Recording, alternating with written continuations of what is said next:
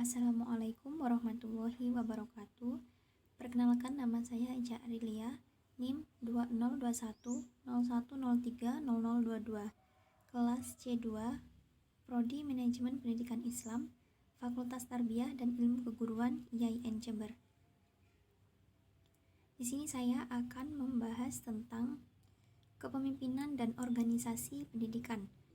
Yang pertama, pengertian lingkungan dan perubahan organisasi.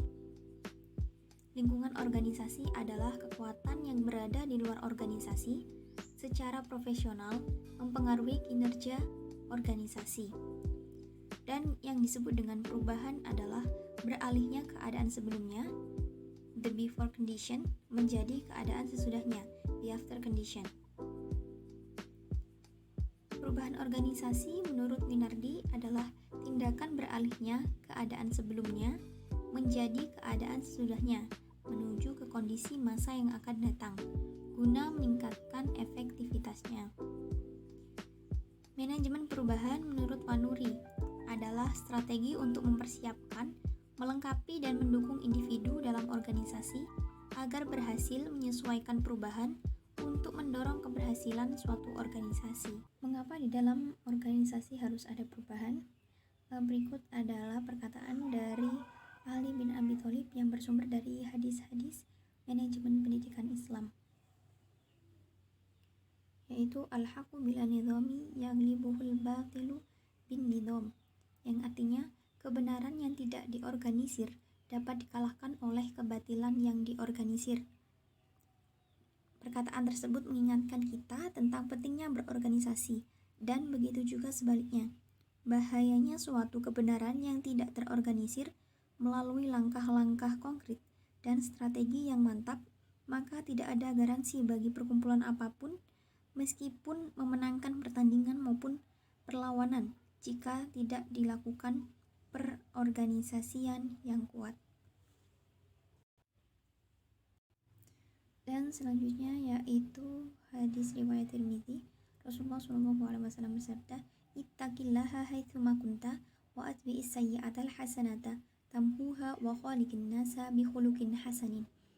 Yang artinya, bertakwalah kepada Allah di mana saja berada, gantilah yang jelek dengan yang baik, bergaulah dengan orang-orang yang akhlaknya bagus. Selanjutnya yaitu tujuan manajemen perubahan dalam pendidikan. Yang pertama, untuk mempertahankan keberlangsungan lembaga. Jadi perubahan itu perlu dilakukan untuk perkembangan zaman, serta lembaga tersebut dapat berkembang. Selanjutnya yaitu untuk memperbaiki efektivitas lembaga agar dapat bersaing dalam hal prestasi dengan lembaga lain. Yang ketiga yaitu untuk menyesuaikan diri dengan perubahan yang terjadi di lingkungan internal serta di lingkungan eksternal. Di sini fungsi dari manajemen perubahan adalah untuk beradaptasi dengan lingkungan internal dan eksternal. Lingkungan internal misalkan peserta didik yang semakin bertambah atau sumber daya manusia yang semakin meningkat, serta fasilitas yang semakin bertambah. Sedangkan lingkungan eksternal itu meliputi masyarakat dari kebijakan-kebijakan dan dari kurikulum yang ditetapkan oleh pemerintah. Selanjutnya yaitu faktor yang mempengaruhi lingkungan organisasi. Yang pertama, lingkungan eksternal. Yang kedua adalah lingkungan internal. Lingkungan eksternal adalah institusi atau kekuatan luar yang potensial mempengaruhi kinerja organisasi. Dan lingkungan internal merupakan kekuatan yang ada di dalam organisasi itu sendiri dan memiliki sifat yang dapat dikontrol oleh manajemen. Faktor eksternal dibagi menjadi dua, yaitu makro atau umum, dan yang kedua mikro atau khusus. Faktor eksternal makro dipengaruhi oleh ekonomi, politik, hukum, sosial budaya, demografi, dan kondisi global. Sedangkan faktor eksternal mikro atau khusus dipengaruhi oleh pesaing, penyedia lembaga keuangan, tenaga kerja, dan perwakilan pemerintah.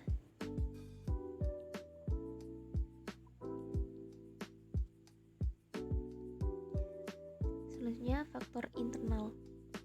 Faktor internal dipengaruhi oleh pekerja atau karyawan, dewan komisaris, dan selanjutnya pemegang saham. Hubungan, lingkungan, dan organisasi. Organisasi sangat dipengaruhi oleh lingkungan eksternal, sehingga mengharuskan manajer memperhatikan hal yang terjadi pada lingkungan organisasi. Hubungan lingkungan dan organisasi dapat dilihat melalui model berdasarkan James D. Thomson, yaitu adanya tingkat perubahan dan tingkat homogenitas. Hubungan lingkungan dan organisasi menurut James D. Thomson. Yang pertama, tingkat perubahan yang diukur dengan skala tingkat perubahan stabil dan perubahan dinamis. Selanjutnya, tingkat homogenitas diukur dengan skala homogenitas sederhana dan homogenitas kompleks. Strategi untuk menghadapi perubahan lingkungan. Yang pertama, melakukan penyesuaian terhadap perubahan. Dan yang kedua, melakukan pemantauan lingkungan secara tidak langsung. Yang ketiga, mempengaruhi lingkungan secara langsung. Macam-macam perubahan organisasi. Yang pertama, smooth incremental change. Yang kedua, bumpy incremental change. Dan yang ketiga, discontinuous change. Smooth incremental change merupakan perubahan yang terjadi secara lambat, sistematis, dan dapat diprediksi. Dan dapat disimpulkan bahwa smooth incremental change mencakup rentetan perubahan yang berlangsung pada kecepatan konstan. Maksudnya adalah perubahan yang terjadi berlangsung secara lambat, bisa diprediksi kira-kira nanti arahnya kemana, dan nanti kita bisa mengetahui dengan prediksi yang kita tentukan. Dan yang kedua yaitu bumpy incremental change. Perubahan ini dicirikan sebagai periode relatif tenang yang sesekali di sela percepatan gerak perubahan yang dipicu oleh perubahan lingkungan, organisasi, dan juga bersumber dari internal seperti tuntutan peningkatan efisiensi dan perbaikan metode kerja. Pada jenis ini perubahan itu belum terjadi, tapi kita sudah menyiapkan sendiri untuk menghadapi perubahan tersebut dengan meningkatkan kualitas organisasi dan metode kerja, sehingga ketika perubahan itu terjadi, lembaga kita sudah siap untuk menghadapinya. Yang terakhir adalah discontinuous change. Perubahan yang ditandai dengan pergeseran cepat atas strategi, struktur budaya, dan ketiganya sekaligus. Discontinuous change adalah perubahan yang bersifat revolusioner dan cepat. Jadi discontinuous change ini adalah gabungan dari strategi, struktur, budaya yang ada dalam suatu lembaga tersebut. Jadi terjadi perubahan yang begitu pesat. Selanjutnya, teori manajemen perubahan.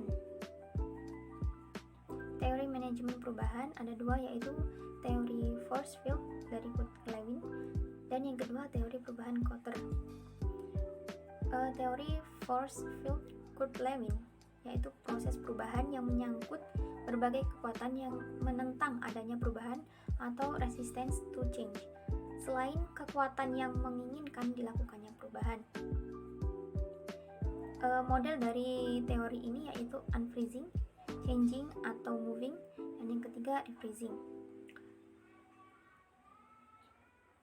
Teori perubahan Kotter, perubahan yang tidak datang dengan sendirinya dan hanya akan menjadi bagian dari budaya perusahaan apabila telah menjadi bagian dari inti organisasi.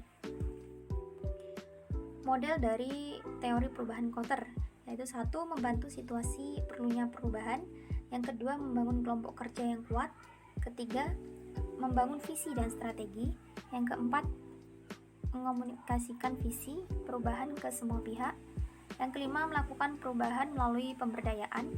Yang keenam, menciptakan hasil baik jangka pendek. Yang ketujuh, melakukan konsolidasi. Dan yang kedelapan, menanamkan pendekatan. Teori force field good living, yaitu pencairan atau unfreezing. Tahap ini berfokus pada penciptaan motivasi untuk berubah atau suatu kesadaran pemahaman bahwa perubahan mulai diperlukan serta bersiap-siap untuk menjauh dari zona nyaman yang ada pada saat ini. Yang kedua, changing, merupakan tahap pembelajaran di mana karyawan diberi informasi baru, model baru, perilaku baru, atau cara baru dalam melihat sesuatu. Tujuannya untuk membantu karyawan dalam mempelajari konsep atau titik pandang baru. Dan yang ketiga yaitu pembekuan kembali, di mana perubahan yang terjadi distabilisasi dengan membantu orang-orang yang terkena dampak dari perubahan, mengintegrasikan perilaku dan sikap yang telah berubah ke dalam cara yang normal untuk melakukan sesuatu. Resistensi perubahan merupakan reaksi yang alamiah terhadap sesuatu yang menyebabkan gangguan dan hilangnya keseimbangan atau equilibrium. Nah, dengan adanya resistensi ini maka konsekuensinya yaitu resistensi diikuti oleh perubahan baik atas inisiatif sendiri atau dilakukan oleh orang lain. Dengan adanya perubahan, maka kita harus punya inisiatif untuk mengikuti perubahan tersebut, atau jika kita tidak mengikuti, maka orang lain yang akan mendahului mengikuti perubahan tersebut. Resistensi ini punya dua sifat, yaitu overt dan covert. Yang pertama, overt, yaitu resistensi bersifat jelas terhadap perubahan lembaga seperti pengumuman rapat dan lain-lain. Sedangkan covert yaitu resistensi yang bersifat tersembunyi yang berjalan tanpa adanya pengetahuan. Sehingga pada resistensi covert banyak lembaga atau pengelola lembaga yang kurang siap dengan adanya resistensi tersebut. Contoh resistensi yaitu terdapat pada perubahan Stein menjadi IAIN Jember. Resistensi perubahan Stein menjadi IAIN Jember merupakan proses transformasi kelembagaan untuk memposisikan lembaga perguruan tinggi Islam menjadi lebih berperan dalam proses perubahan status IAIN. Dalam proses perubahan status Stein menjadi IAIN juga tidak terlepas dari adanya resistensi. Dalam menghadapi resistensi yang ada, dilakukan dengan cara melibatkan semua komponen kampus agar tujuan dari perubahan tersebut dapat berjalan dengan maksimal. Ada beberapa faktor yang menjadi latar belakangnya resistensi alih status Stein menjadi IAIN Jember, yaitu yang pertama, menyesuaikan bentuk kelembagaan yang didasarkan pada kewenangan keilmuan yang ditawarkan sesuai dengan ketentuan yang tercantum pada peraturan pemerintah. Yang kedua, menghasilkan sumber daya manusia yang berkualitas, profesional, keluasan ilmu, kedalaman spiritual, keluhuran budi pekerti, dan peka terhadap perubahan sehingga kompeten bersaing dalam kompetisi global. Yang ketiga yaitu harapan dapat mengembangkan potensi akademik yang dimiliki dengan melanjutkan pendidikan ke jenjang yang lebih tinggi dan meningkatkan kualitas pengajaran. Dan selanjutnya merespon tuntutan masyarakat dunia yang saat ini dihadapkan pada perubahan dalam struktur kehidupan dunia yang serba cepat dalam berbagai bidang.